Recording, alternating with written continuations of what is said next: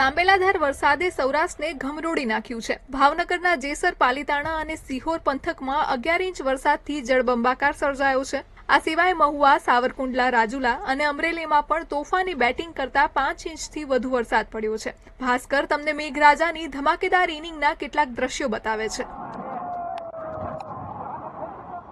સાવરકુંડલામાં ફિફાદ લુવારા વચ્ચે ST bus ફસાઈ ગઈ।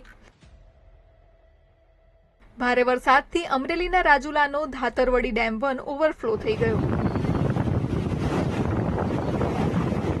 જ્યારે ધાતરવડી ડેમ 2ના 16 દરવાજા 3 ફૂટ ખોલી દેવાયા।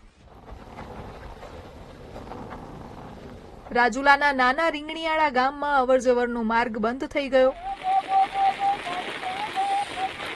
રાજુલાના પીપાવાવ ધામમાં 20થી વધુ મજૂરો પાણીના પ્રવાહમાં ફસાયા। તેમને સુરક્ષિત રીતે બહાર કાઢવાની કામગીરી હાથ ધરાઈ।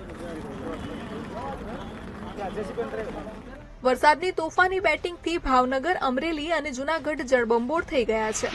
આખો વિડિયો જોવા માટે ડાઉનલોડ કરો દિવ્ય ભાસ્કર એપ।